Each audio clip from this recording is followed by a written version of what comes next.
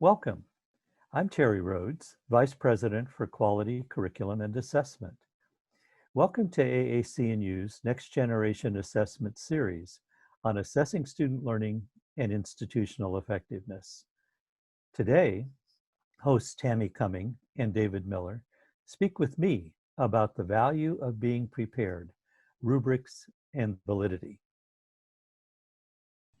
Hi, everyone. I'm Tammy Cumming, Assistant Vice President and Associate Provost for Institutional Effectiveness at Brooklyn College of the City University of New York.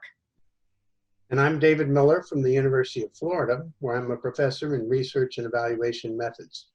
And today it's our pleasure to welcome Terry Rhodes, AAC&U's own, who will be talking to us today about the value rubrics. Thank you, and welcome to all of our listeners.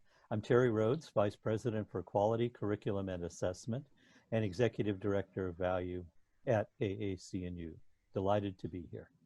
Thanks so much, Terry, for joining us. So we'll take a few minutes today to talk about the value rubrics and how they came to be developed through AAC&U. And also, there's a lot of interest on how these can be used in a distance learning environment. At my institution, we use them, and we really enjoy using those as a framework for faculty to do their gen ed assessment. Can you tell us a little bit about how this project got started and the usage of these throughout the nation and perhaps the world? Certainly. It's one of my favorite topics.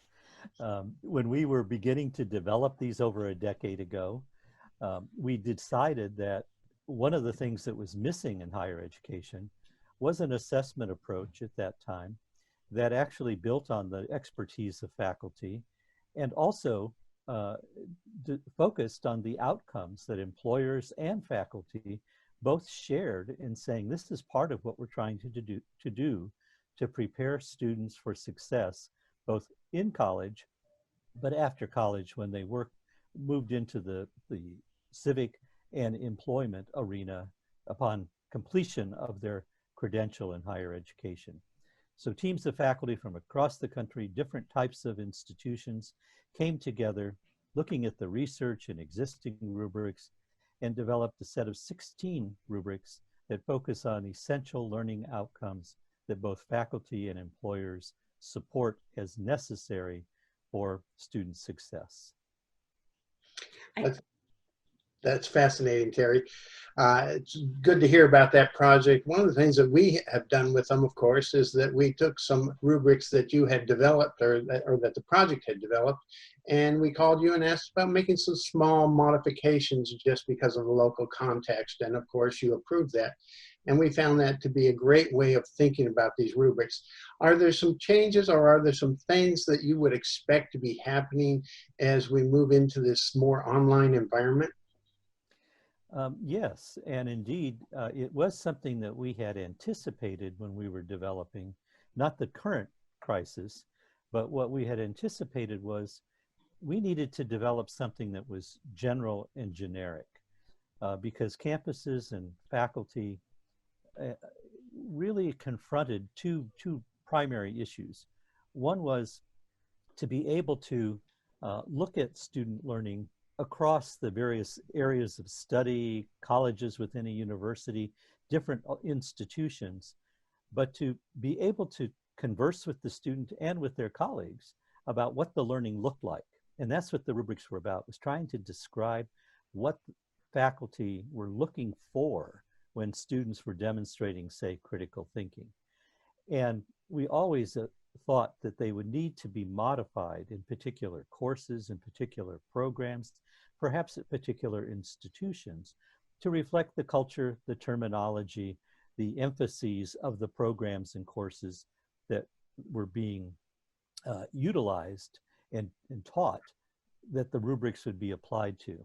The second basic thing that institutions and faculty found, though, was that just as with grades and accreditation, that the judgment of individual faculty on individual students was sometimes suspect because it was too non-objective from the faculty making a judgment about a student, to be able to put their judgment in a broader context.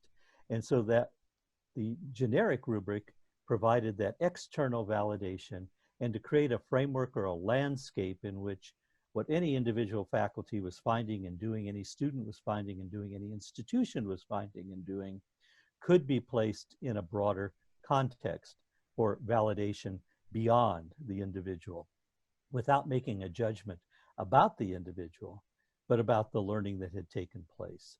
And so we really did anticipate that they would be modified by individual faculty or programs or institutions, but the more that they were able to be closely aligned with the original rubric, that it would allow us, them and us, to be able to place it in this broader context.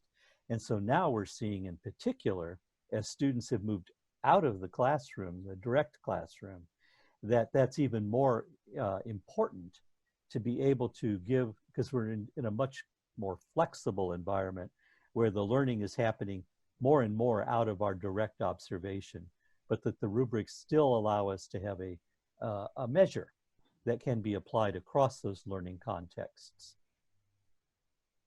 We've done exactly that, Terry. I've been a big fan of having teams of faculty come together, review the value rubrics as a framework, and develop perhaps a modification in some instances. And we also encourage that they use the value rubrics as part of their grading, share them with the students so students understand how they'll be assessed, and then use that information also to tell the story of general education progress at the institution. It's been very helpful, and even throughout the world. I believe that you were talking about them not that long ago in Paris at the OECD AHELO project. So it's been exciting to watch this develop, and people are finding them useful. Thank you so much. Thank you. Thank We you. look forward to engaging in conversation ongoing.